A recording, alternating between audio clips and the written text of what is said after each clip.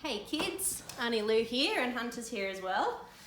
Today's story is called Wilfrid, Gordon, McDonald, Partridge. It's written by Mem Fox and the pictures are by Julie Beavis.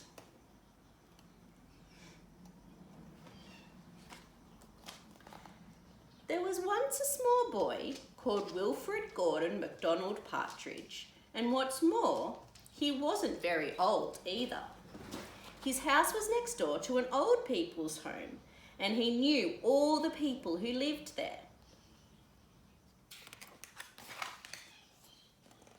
He liked Mrs. Jordan, who played the organ. He listened to Mr. Hosking, who told him scary stories. He played with Mr. Tippet, who was crazy about cricket. He ran errands for Miss Mitchell, who walked with a wooden stick. He admired Mr. Drysdale, who had a voice like a giant.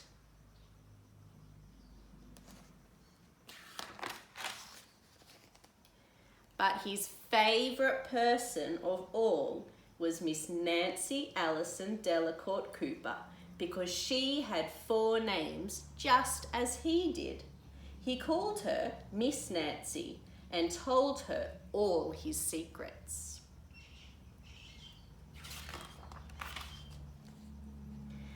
One day, Wilfrid Gordon heard his mother and father talking about Miss Nancy. "Poor old thing," said his mother. "Why is she a poor old thing?" asked Wilfrid Gordon. "Because she's lost her memory," said his father. "It isn't surprising," said his mother. "After all, she's 96. "What's a memory?" asked Wilfrid Gordon. He was always asking questions. "It's something you remember," said his father. But Wilfrid Gordon wanted to know more, so he called on Mrs. Jordan, who played the organ. "What's a memory?" he asked. "Something warm, my child, something warm." Wonder what Mrs. Jordan is drinking. Maybe a hot chocolate. He called on Mr. Hosking, who told him scary stories. "What's a memory?" he asked. "Something from long ago, me lad, something from long ago."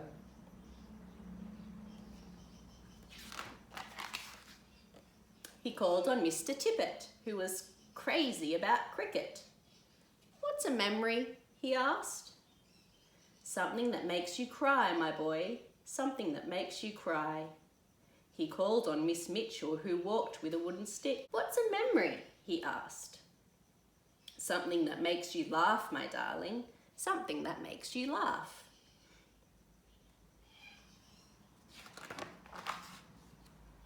He called on Mr. Drysdale, who had a voice like a giant. "What's a memory?" he asked.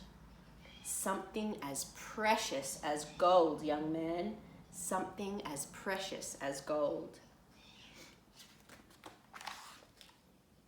So Wilfrid Gordon went home again to look for memories for Miss Nancy, because she'd lost her own.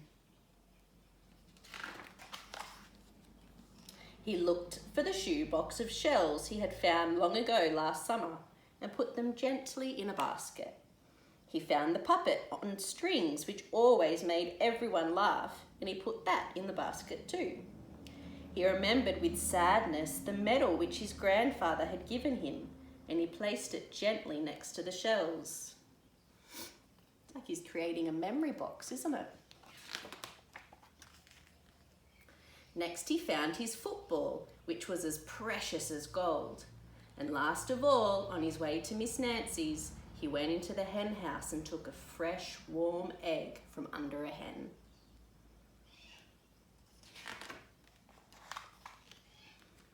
Then Wilfrid Gordon called on Miss Nancy and gave her each thing one by one.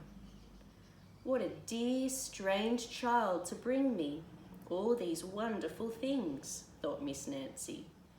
Then she started to remember. She held the warm egg and told Wilfrid Gordon about the tiny speckled blue eggs she had once found in a bird's nest in her aunt's garden. She put a shell to her ear and remembered going to the beach by tram long ago and how hot she had felt in her button-up boots. She touched the medal and talked sadly of the big brother she had loved, who had gone to the war and never returned. She smiled at the puppet on strings and remembered the one she had shown to her sister and how she had laughed with a mouth full of porridge.